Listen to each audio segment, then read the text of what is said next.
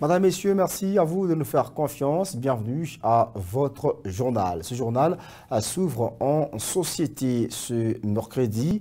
Les agents de l'entreprise Thomas Mining, une entreprise minière évoluant dans la ville d'Écologie, sont montés au créneau pour fustiger les mauvaises conditions de travail.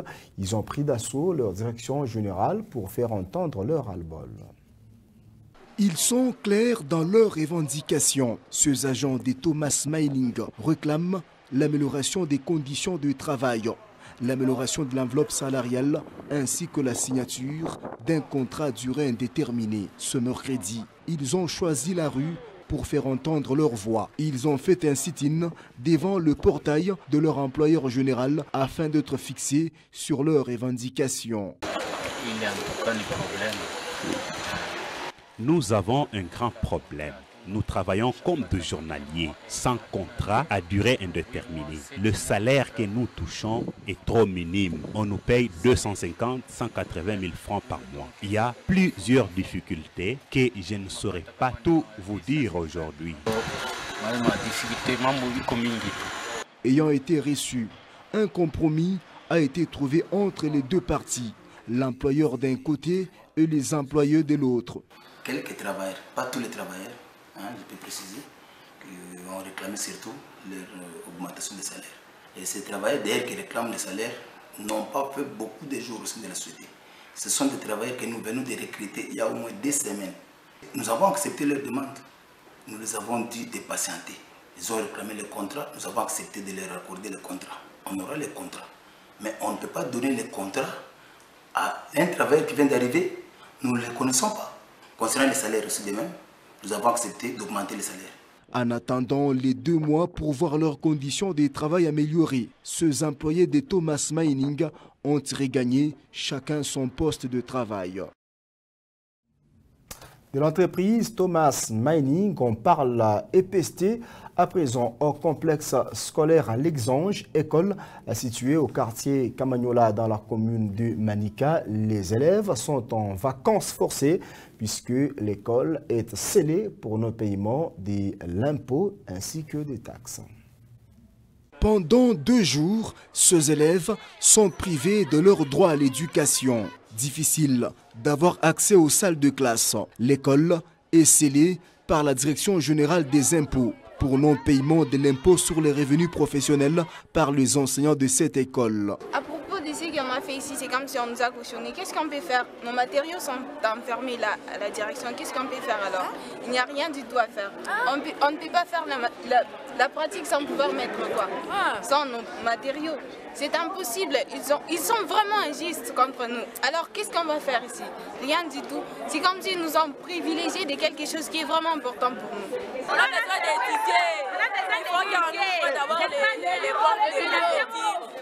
les préfets, les comptabilités là. Une situation qui paralyse toutes les activités dans cette institution scolaire privée. Aucun compromis n'est encore trouvé jusque-là entre l'école et le service étatique. La prière, c'est de demander encore aux autorités, parce que ce que nous commençons à subir ici, c'est même de la violence. Okay? Premièrement, nous souffrons du côté paiement, on travaille dur pour avoir des petits riens là, et eux viennent prendre. Je ne sais pas c'est quelle loi. Je veux savoir qui a instauré cette loi-là qui dit maintenant que l'enseignant aussi doit payer une taxe. À sa sueur, mais nous payons une taxe. C'est vraiment du jamais vu, ça ne se fait jamais. On n'a jamais reçu même l'invitation des DG. Mais aujourd'hui, c'était la fois passée, ils étaient venus pour nous dire qu'il faut payer l'argent, pour payer les enseignants. Parce que l'argent, on le fait comme ça. Vous venez, on compare, vous expliquez les enseignants, il y a ça, il y a ça, il y a ça. L'année scolaire risque d'être blanche pour ces élèves qui n'ont aucune suite du sort réservé à leur école. Mesdames, Messieurs, célébration de la journée internationale du lavage de mains en République démocratique du Congo où la 5e vague de la pandémie à Covid-19 est déjà annoncée. Le lavage de mains paraît un geste simple mais qui peut également sauver plusieurs vies humaines. Elisha Kandé. L'hygiène de main, un simple geste mais qui sauve des vies. Depuis la régression des cas de Covid-19, l'habitude est en régression. C'est malgré plusieurs sensibilisations. Alors qu'en se lavant les mains régulièrement, on réduit les chances de propagation des bactéries et des virus, mais aussi on préserve la santé des autres. Nous avons notamment la conjonctivite. La conjonctivite, les yeux rouges, les gens constatent cela. La gastro-entérite, la diarrhée. Il y a des diarrhées à répétition, on peut avoir des vomissements, nous pouvons avoir des douleurs abdominales et même le rhume. Cela vous entraîne une phase des maladies juste parce que vous n'êtes pas lavé le main. Les docteurs patients Kaumbo appellent les Coloisiens à prendre soin de leur santé en se lavant régulièrement les mains. Lorsque le coronavirus est venu, les gens avaient peur et nous avons constaté qu'il y avait beaucoup de fontaines presque partout au magasin et même dans des maisons. Mais pour le moment, nous avons constaté que ces comportements a baissé. Nous retournons encore dans nos habitudes et les maladies reviennent encore avec ampleur. Nous allons conseiller aux gens de continuer à se laver les mains. Chaque fois que vous rentrez chez vous à la maison, avant de toucher aucun enfant, avant de toucher à aucun objet, lavez-vous les mains. Et puis vous entrez dans vos habitudes, dans vos activités. Une bonne hygiène des mains n'est pas seulement l'apanage des professionnels de la santé, des patients ou encore des visiteurs des établissements hospitaliers, mais un devoir accompli pour toute personne dans son quotidien. En vue de lutter contre l'insalubrité dans la ville de Kolwezi, la mairie vient de se doter d'un nouveau charroi automobile constitué de 2 camions de marque WOWO qui seront chargés de collecter les immondices pour les acheminer vers les dépotoirs publics. La cérémonie de remise de ce camion a vécu à l'hôtel de ville.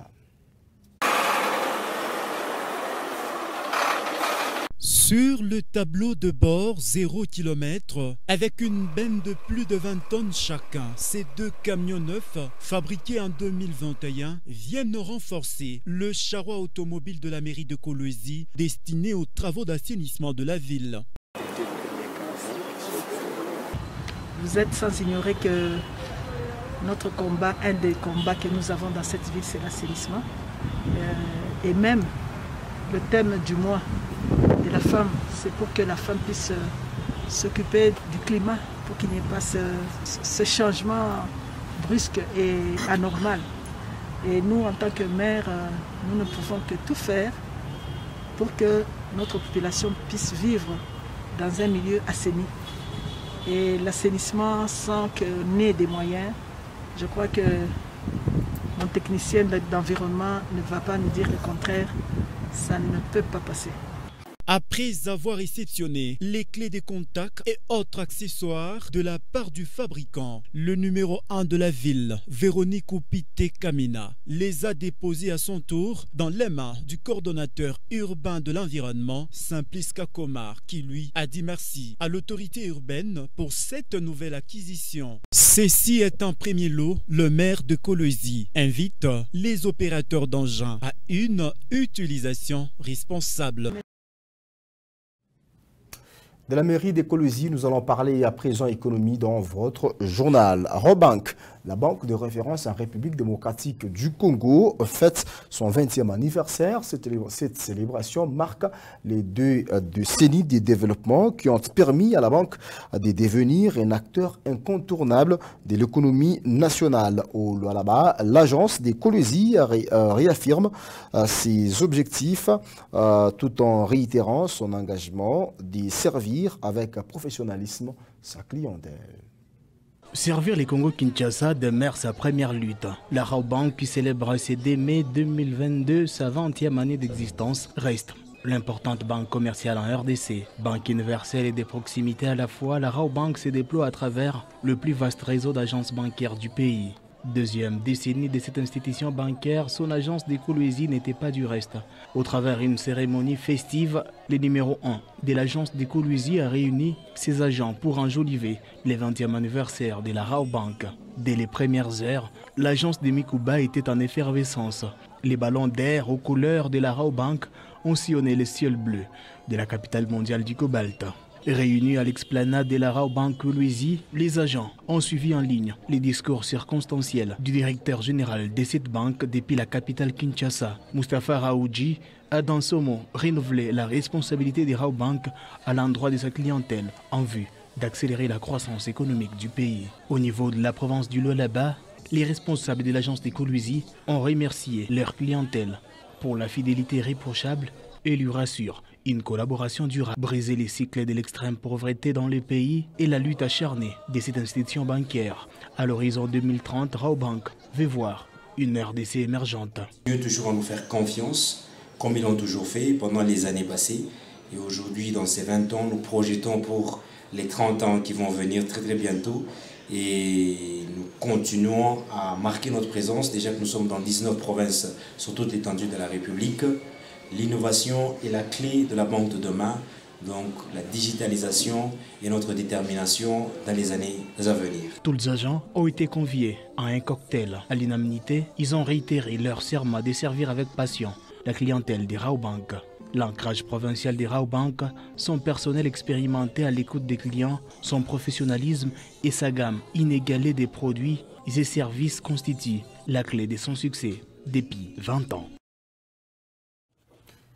De la Raobank, nous allons parler culture avant de terminer complètement votre journal sur la télé Étoile Jaune. Mungu Asifiwe, grande célébration qui aura lieu le 8 mai prochain dans la ville de Kolwezi.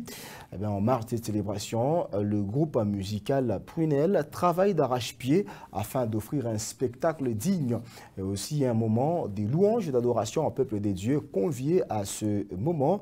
Patient Parker Kabamba a été à la rencontre de ce groupe. À quelques jours de la célébration Mungu Asifiwe, le groupe Prunel Music effectue les derniers réglages. Pour l'adorateur Moïse Swana, président du groupe, cette célébration a toute sa particularité. Une particularité dans ces concerts parce que déjà nous annonçons la sortie officielle de notre album qui est Jésus est le même. Et au-delà de tout ça, nous avons une action caritative parce que déjà l'album est dédié aux pauvres ainsi qu'aux orphelins, donc les veuves aussi y compris. C'est-à-dire, lorsque nous dédions cet album à cette catégorie de personnes, d'un coup, nous allons ensemble participer pour le soutien de ces personnes vulnérables. En même temps, Moïse Swana annonce que ces concerts marquent également la sortie officielle de son tout premier album de sa carrière. Nous sommes en pleine préparation de la grande célébration ou un grand concert qui se tient déjà ce 8 mai dans la salle Naz. Nous voulons que la gloire de Dieu descende ces jours-là. Comme vous nous entendez déjà chanter Papa Wanye, ça veut dire notre Père. Nous voulons que ces jours-là, notre Père se manifeste. Et c'est pourquoi nous vous invitons tous de venir participer dans ces grands concerts qui annoncent la sortie officielle de notre album Jésus est le même. Les rendez-vous est donc prêt pour les dimanches 8 mai à la salle des fêtes Naz, située sur l'avenue Gazumbu dans la commune de Dilala.